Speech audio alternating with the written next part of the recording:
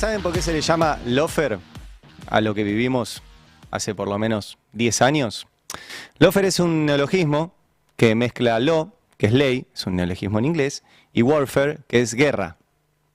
Y en esa mezcla de ley y guerra es que se traduce que utilizan lo que denominan poder judicial y sobre todo lo que lo denominan, y ahora les voy a mostrar cómo, la lucha contra la corrupción, en los términos aquellos en que von Clausewitz decía que la política es la continuación de la guerra por otros medios. Ahora el medio es el lawfare, que no es una cuestión judicial, sino que es básicamente una cuestión de política económica y de política internacional. Tendría que cubrirlo la sección economía internacionales, no la sección judiciales, porque no hay nada de judicial.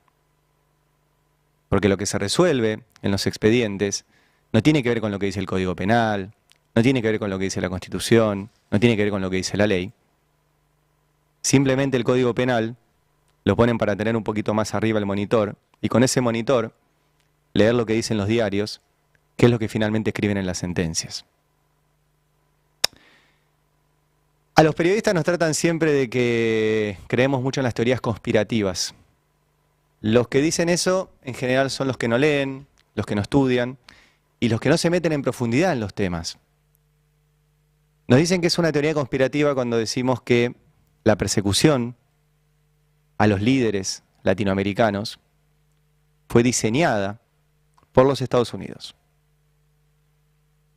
Entra Lula, entra Evo Morales, entra Hugo Chávez, entra Rafael Correa y entra Cristina. Y dicen, vos sos muy conspiranoico. Mira, no, porque yo me puse a leer, por eso les digo que eso lo dicen los que no leen, ¿qué dicen los documentos de seguridad nacional de Estados Unidos? La estrategia de seguridad nacional de Estados Unidos, que siempre necesita una excusa para meterse e intervenir en todo aquello que piensa distinto que el gobierno norteamericano. Fue en su momento el comunismo, la lucha contra el comunismo.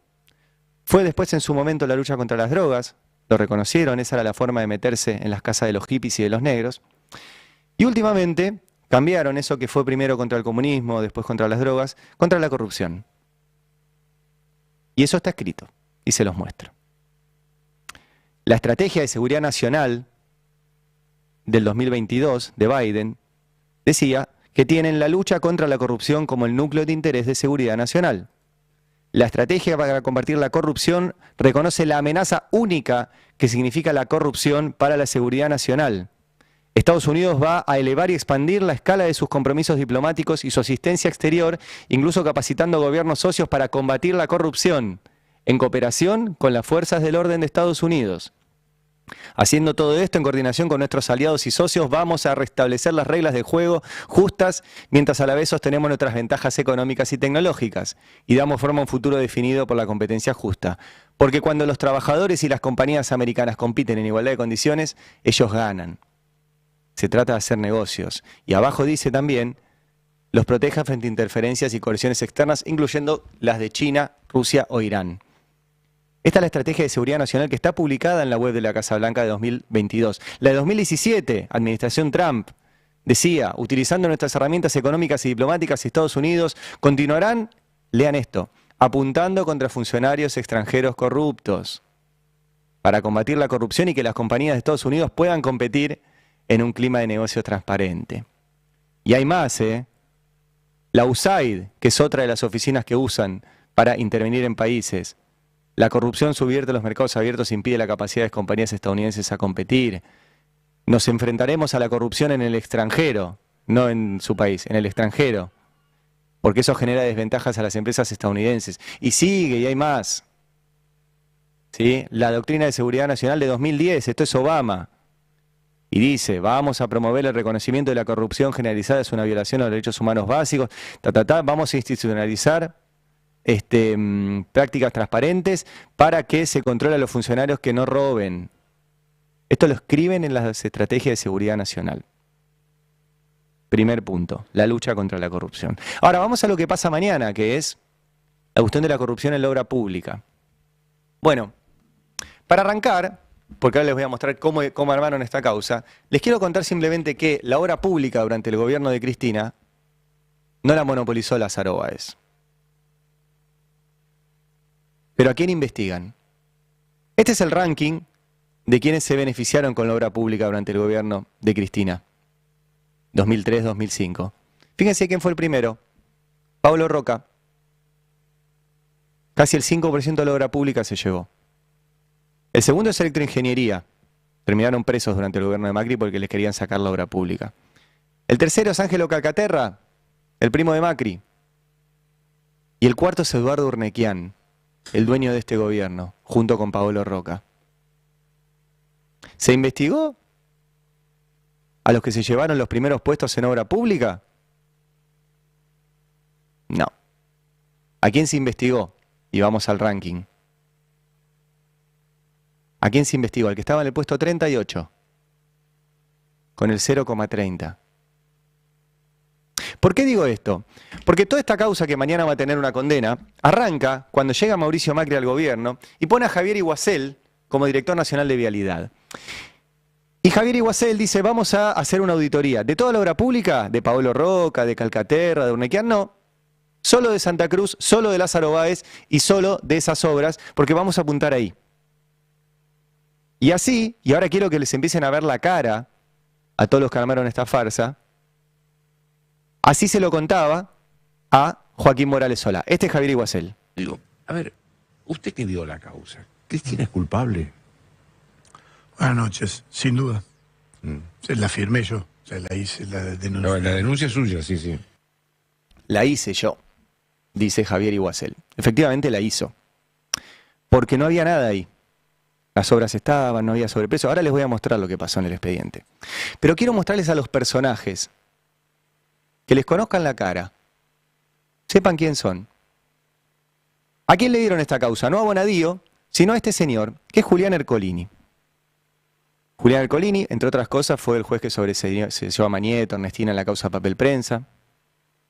Y es, junto con Bonadío, uno de los jueces que armó el lawfare. Con Ercolini, en primera instancia, trabajó Ignacio Máiquez como fiscal. Acá hay tres personas en la foto. El de la derecha, de corbatita rosa, es Ignacio Máiquez.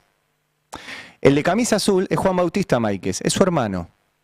Juan Bautista Máiquez fue el armador del lawfare durante el gobierno de Mauricio Macri. Hoy es el jefe de los fiscales de la ciudad de Buenos Aires y quiere ser procurador general de la Nación. Y era el tipo que iba y apretaba a los jueces para que hagan lo que Macri quería. Y el señor más mayor es el papá de ambos, Carlos Coco Máiquez. Carlos Coco Máiquez era juez nacional de casación, se lo llevó María Eugenia Vidal como ministro de Justicia 6 meses y después Macri lo puso a dedo, ¿saben dónde? En la Cámara de Casación Federal, donde mañana se define esto. Él no interviene, pero es un hombre muy poderoso. ¿Y por qué le junto a Ercolini y a los Máiquez? Porque hay que empezar a juntar la información, no darla por separado.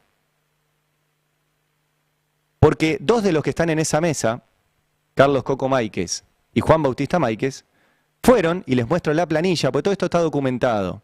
Esta planilla es la planilla del vuelo al lago escondido. Esta planilla es la planilla del vuelo al lago escondido.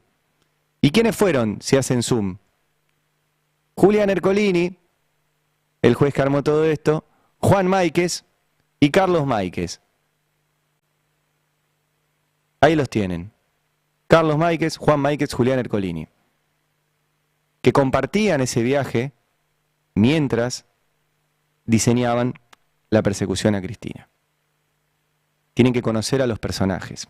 ¿Qué otros personajes hubo en esto? Se los quiero simplemente mencionar. La querella. La querella durante el gobierno de Macri fue de la Unidad de Información Financiera, la UIF, que tiene que investigar lavado, pero lo utilizaron simplemente para la persecución. Dirigida por Mariano Federici y María Eugenia Talerico. Se los muestro para que les conozcan la cara. Mariano Federici, el de la izquierda, María Eugenia Talerico, la de la derecha. Entre otras cosas, Talerico era la responsable de cumplimiento del HSBC. Cuando llegó a la oficina que tenía que investigar el lavado del HSBC, dejaron de investigarlo. Todo este entramado de los Ercolini, los Máiquez, los Federici, los Talerico, consiguen finalmente que se la procese a Cristina. Y Clarín festejo. Cristina fue procesada por asociación ilícita y embargada en 10.000 millones de pesos. 10.000 millones de pesos. Miles de veces su patrimonio. Miles de veces su patrimonio. Y así empezó toda esta farsa, que fue muy rápida. Porque Cristina fue procesada en diciembre del 2016. Llevaba un año de gobierno Macri. Llevaba un año. Para ese entonces, Macri ya llevaba 15 años debiéndole plata al Estado en la causa Correo. Pero vieron que la justicia, cuando quiere, es una chita, animal muy rápido, cuando quiere es una tortuga. De hecho, Macri todavía no tiene ninguna condena y ningún procesamiento y no ha pagado su deuda con el Correo. 23 años lleva eso. Cristina mañana le confirma la condena. ¿Y quiénes fueron también, y volviendo a Macri, los que avalaron todo esto? La Cámara Federal de Casación Penal, que mañana va a resolver esto. Con dos jueces, Mariano Borinsky y Gustavo Hornos. Son estos que están en pantalla. El de la izquierda es Mariano Borinsky, el de la derecha es Gustavo Hornos. Voy a centrarme en Borinsky, porque además hoy es el presidente de la Cámara Federal de Casación Penal. Y les quiero ir mostrando todos sus accesos a Olivos durante el gobierno de Macri, cuando se armaba esta causa. Ahí tienen uno, el 20 de junio del 2019, el 15 de agosto del 2019, yo les marqué en amarillo a Borinsky. Estas son las planillas oficiales, 4 de septiembre del 2019, tenemos otra, 17 de, ahí no veo exactamente la fecha, pero ahí está también Mariano Borinsky. Pero para que entiendan qué pasaba ahí, me detengo en una. La visita de Borinsky a Olivos el 12 de septiembre del 2018. Ahí está la planilla oficial. Dice concurre a cancha de pádel. 16 veces lo encontramos a Borinsky ahí reunido con Macri. ¿Qué pasó después? Pues lo importante siempre son las fechas y relacionar. 19 de septiembre del 2018. ¿Qué pasó inmediatamente después? Vinculado a la causa vialidad. Borinsky intervino en la causa vialidad. ¿Y qué hizo? Se los muestro. ¿Qué hizo? Ratificó la indagatoria contra Cristina. 15 días después de ir a jugar al pádel con Macri. ¿Y qué hizo 15 días después? Borinsky rechazó los planteos de Cristina y de Julio de Vido en la causa de vialidad. O sea, el tipo se reunía con Macri e intervenía automáticamente en contra de Cristina en la causa que mañana el mismo tipo, los dos, Hornos y Borinsky, van a decidir qué hacen con Cristina. Y vos me decís, esa planilla la inventaste vos, es un Excel, lo puede hacer cualquiera. Nosotros no solo le preguntamos a Borinsky si había ido y nos dijo que sí, sino que el propio Macri, y vale la pena juntar todo y que lo vean entero, el propio Macri reconoció estas reuniones con Borinsky. Míralo. ¿Ninguno de ustedes jamás se sintió perturbada por pensar distinto? La crítica estaba de la orden del día, los jueces trabajaron en libertad, nos comprometimos con normas de transparencia. No, pero lo de los jueces, y lo interrumpo porque no estamos hablando ahora de justicia, pero es una pregunta de manual. Bueno. El hecho de que los jueces hayan ido a la Quinta de Olivos a jugar al pádel, a las actividades recreativas, jueces que tenían a su cargo causas muy importantes de corrupción, revisando... Hablemos en plural. Un juez que arrancó porque él tenía un compromiso con el Código Penal, que hizo una propuesta de Código Penal muy buena, jugó al tenis simultáneamente varias veces conmigo, porque teníamos amigos comunes. ¿Está bien eso? Yo jamás, si hoy jugar al tenis con Alberto Fernández, un juez que tiene una causa suya, por ejemplo el Correo, ¿a usted le parecería que está bien? Pero no participé jamás en las causas, Luciana. 16 veces lo encontramos a Borinsky en Olivos, que además aparece en reuniones oficiales vinculadas a la reforma del Código Penal. Es cierto eso, esas son oficiales, están en el registro de audiencias públicas. Las visitas a Olivos no. Y hago un paréntesis, al día de hoy nadie presionó como debería para que Borinsky no es que no tenga que intervenir mañana en esta causa, no puede ser más juez, no puede ser más juez, un tipo que se reúne con el presidente para armar causas en Olivos. Y no solo es juez, sino que es el presidente de la Cámara Federal Penal, la máxima instancia penal del país. Y no solo eso, sino que quiere ascender todavía y quiere ser el jefe de los fiscales. Y está negociando con el gobierno para eso. Bueno, así llegamos al juicio. Así llegamos al juicio. Les muestro quiénes son los que hicieron. Estos son los tres jueces. Gorini, el del medio, Basso, el de la izquierda, y Jiménez Uriburu, el de la derecha. Y ustedes recordarán, también al fiscal Luciani. Bueno, ¿qué tiene que ver Macri con todo esto, además de juntarse con los jueces que mañana definen lo que resolvió este tribunal que la terminó condenando? Macri tiene una quinta que se llama Los Abrojos. En Los Abrojos se hacen torneos de fútbol. En esos torneos de fútbol se arman equipos. En esos equipos los arman amigos. ¿Quiénes jugaban juntos en el equipo Liverpool? Rodrigo Jiménez Uriburu, uno de los jueces que juzgó a Cristina, y Diego Luciani, el fiscal que acusó a Cristina. Juntos en un equipo de fútbol. Esta es una foto, tenemos otra, ahí se los ve también, Rodrigo Jiménez Uriburu y Diego Luciani. Si vos jugás al fútbol con un amigo, y tu amigo es el que acusa y vos tenés que juzgar, ¿podés juzgar objetivamente si la acusación tiene algún sustento? Lo harías quedar muy mal a tu amigo. No pasa eso. A tal punto no pasa que el juez, yo les dije que el equipo se llamaba Liverpool. Vieron que en los grupos de amigos se hace merchandising. Bueno, habían hecho merchandising del equipo Liverpool. Un mate. Y en medio del juicio, este juez, que jugaba al fútbol con el fiscal, se puso a tomar mate con el mate del equipo, una vez que se había conocido este dato. A provocar. A provocar. Fue tal el escándalo que tuvo que pedir disculpas al otro día. Mírenlo. Ese lunes, por primera vez desde que empezó este juicio, seguí la audiencia de debate por vía remota desde mi domicilio.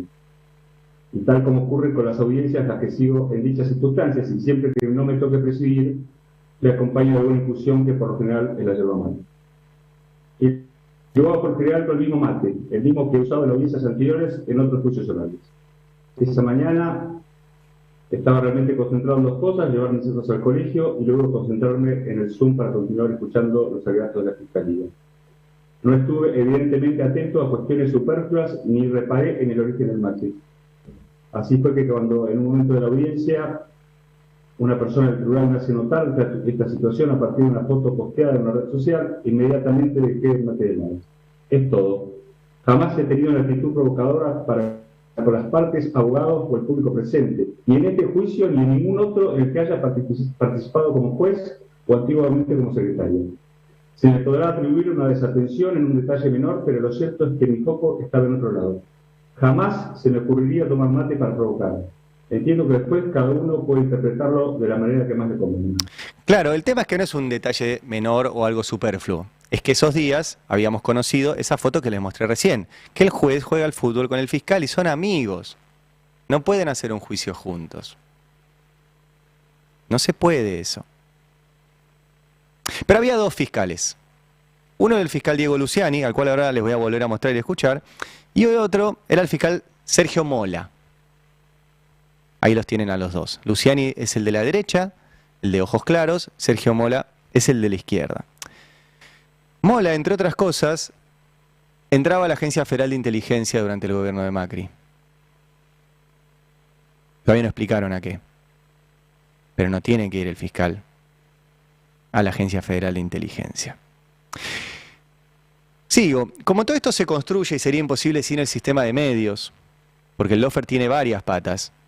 Tiene a los jueces, a los fiscales en el Poder Judicial, tiene a los servicios de inteligencia, que son una suerte de W40 de toda esa ingeniería, tiene, como les mostré, a la Embajada de Estados Unidos, y tiene el sistema de medios sin el cual todo lo demás tampoco funcionaría. Bueno, Luciani iba filtrándole, en general a Joaquín Morales Solá, cómo venía. Y en un momento le dijo que tenía 3 toneladas de pruebas. 3 toneladas de pruebas. Y no solo eso, sino que Clarín publicó que se pesaron. Se pesaron. Por eso siempre les repito la diferencia entre hacer periodismo y hacer relaciones públicas. Si vos reproducís lo que te dice tu fuente, que es lo que quiere que se publique, eso es hacer relaciones públicas. Es otro trabajo, se dedican a otra cosa, y vos querés comunicar lo que dice tu jefe o el que te lo dice. Hacer periodismo, publicar las cosas que alguien no quiere que se publiquen. Por ejemplo, ir a ver si eso era verdad. Y si eso eran pruebas, o era papelerío ridículo, como efectivamente fue. Tan pocas pruebas tenían El juicio fue muy largo. Les recomiendo el libro de Sofía Caram, que fue la periodista que más y mejor cubrió el juicio. El juicio fue muy largo, pero cada vez que había una audiencia y llamaban un testigo, el testigo hacía caer la acusación. Porque no había forma de decir que Cristina Fernández de Kirchner, que era presidenta, direccionaba obras en la provincia de Santa Cruz, en las cuales no intervenía, no firmaba, no decidía, y que además las obras se hacían y sin sobreprecios. ¿Qué delito puede haber ahí? Bueno, les voy a mostrar simplemente una parte pequeña que fue uno de los peritos que llamaron al juicio. Y escúchenlo. De nuestro informe no se desprende que hayan rutas pagadas y no construidas. Tampoco se desprende que haya certificaciones o desvíos en las certificaciones. Mucho menos el informe habla de sobreprecios. Entonces es donde yo me pregunto cuál fue la interpretación que hizo el administrador de vialidades entonces, el ingeniero en petróleo Iguacel, para formular una causa judicial a partir de nuestro informe de auditoría. Todos los testimonios eran así. Todos, uno atrás de otro. Uno atrás de otro. No había sobreprecios, las rutas estaban hechas, Cristina no había intervenido. Y aún así, la condenaron. Pero la condenaron libremente, sin ningún tipo de presión, sin ningún tipo de condicionamiento, o al menos así lo decía Mauricio Macri en las vísperas de la condena. Estamos a las vísperas de una sentencia de mañana en el Tribunal Oral Federal número 2. Se escucha lo que decía el expresidente. Para eso está la justicia, es un poder independiente. Las pruebas que pidieron se las dimos, porque había pedidos de demanda de información de mucho tiempo en el tema de vialidad que no se habían contestado. Iguacel y Guillo Dietrich contestaron todo como correspondía, pero en mi gobierno el eje fue recuperar el futuro para los argentinos, no andar ocupándome de si Cristina Fernández de Kirchner era juzgado o no, porque, insisto, creo, como liberal que soy, en la independencia de los poderes, en la república como corresponde. Así que el martes los jueces decidirán lo que tienen que decidir en base a lo que el fiscal les pidió. Y bueno, y ella tendrá que aceptar la realidad. Lo que está mal es que estas amenazas permanentes, yo vi un ministro de vuelta amenazando. O sea, Macri armó la causa. Su director de vialidad armó esa falsa auditoría. Se juntaba con los jueces que le daban impulso a la causa. Ponía la canchita de fútbol para que el juez y el fiscal jueguen juntos al fútbol. Y el día anterior, por las dudas, dijo a los jueces: hagan lo que tienen que hacer, líbrese, sin ningún tipo de injerencia. Bueno, no solo Macri, como les decía, y hay que volver a juntar, por ahí algunos de ustedes se acuerdan de alguna de las cosas que yo les muestro, pero hay que ponerlo todo junto y mostrarlo y que se entienda todo el entramado que hubo para llegar a mañana. También pasaban cosas como esta, el diario Clarín, con esta nota que decía la bala que no salió y el fallo que sí saldrá. Porque en el medio de todo esto, y después de 10 años de deshumanización, de tratarla de chorra, de corrupta, de que se había robado un PBI, en Argentina hubo un fiscal que se fue con una campera azul y una retroexcavadora y un dron mediático a desenterrar un PBI en la Patagonia. Eso pasó. Y en medio de todo eso y de todos estos años de deshumanización, de atacarla por ser mujer, de decir que tomaba decisiones por sus hormonas, de apedrearle su despacho, en medio de todo eso la quisieron matar. La quisieron matar. Y la bala, como dice ese título de Clarín, no salió. Pero Clarín dijo: la bala que no salió, el fallo que sí saldrá. El fallo que sí saldrá. Y que efectivamente salió. Y la condenó a Cristina. ¿Sí? Fue muy interesante. Si pueden, vuélvanlo a ver. Todo lo que fue la participación de Carlos Beraldi, el abogado de Cristina, demostrando todas estas cuestiones durante el juicio. Cómo no le dejaron defenderse además a Cristina. Porque en medio del juicio metieron pruebas al final del juicio que no habían estado y se vulneró su derecho de defensa. Y cuando le demostraron a Luciani, al fiscal, che, no tenés nada, ¿querés decir algo al respecto? Arrugó, mirá. Sinceramente no tenemos nada que replicar. Y justamente la solidez del alegato queda en evidencia a partir de que no tenemos nada que contestar. Y por eso no vamos a hacer uso de la oportunidad que ofrece el artículo 393 del Código de Fuero. No quería contestar nada de lo que le habían demostrado que era falso. Y finalmente, el fiscal pidió 1 año de condena a Cristina por cada año de gobierno kirchnerista. A Cristina Elizabeth Fernández a la pena de 12 años de prisión, inhabilitación especial perpetua para ejercer cargos públicos, accesorias legales y el pago de las costas por considerarla autora penalmente responsable de los delitos de asociación ilícita agravada por su calidad de jefa y de administración fraudulenta agravada por haber sido cometida en perjuicio de una administración pública que concurren de manera real. Artículos 12, 19, 20, 29, inciso tercero, 40, 41, 55, 173, inciso séptimo. 12 años de prisión pidió, 1 por cada año de gobierno del kirchnerismo, donde, como les mostré al inicio, por eso hay que verlo todo junto, no fue Lázaro Báez el que se llevó la obra pública, fue Pablo Roca, fue la familia Macri, Pornequian, pero eso no se revisó. Y ahora pusieron un gobierno. ¿Y por qué la condenaron a Cristina? ¿Cuáles son los fundamentos? 3. Un decreto en el cual se ordenaba cómo se hace la obra pública en general, no un decreto que decía, denle esta obra pública a Lázaro Báez. No, un decreto general. 2 causas en las que fue sobreseída, o sea, justificaron una condena con 2 causas en las que fue sobreseída, y unos chats que metieron por la ventana en el último tramo del juicio, pero además en los cuales Cristina no chateaba y Cristina no aparecía. Esos fueron los fundamentos de lo que fueron finalmente 6 años de condena, que el fiscal apeló, el fiscal quiere 12. Y efectivamente la condena llegó, Cristina fue condenada por este tribunal y dijo esto: no voy a someter a la fuerza política que me dio el honor de ser 2 veces presidenta y una vicepresidenta a que la maltraten en periodo electoral con una candidata condenada, con inhabilitación perpetua, con administración fraudulenta por el Estado, a mi administración fraudulenta por el Estado y a estos los amarillos que nos dejaron 45.000 millones de dólares con el Fondo Monetario Internacional, se pasean orondos en los aviones de Clarín. Bueno, no voy a ser candidata. Es más, una muy buena noticia para usted, Manieto. ¿Sabe por qué? Porque el 10 de diciembre del 2023 no voy a tener fuero, no voy a ser vicepresidenta, así que le va a poder dar la orden a sus esbirros de la Casación y de la Corte Suprema que me metan presa. Sí, pero mascota de usted, nunca, jamás, ¿entiende? Nunca, jamás. No voy a ser candidata a nada. Esa era Cristina minutos después de que se conoció la condena. Que mañana esos hombres de la Cámara de Casación que se juntaban con Macri en Olivos, que se juntaban con Macri en la Casa Rosada,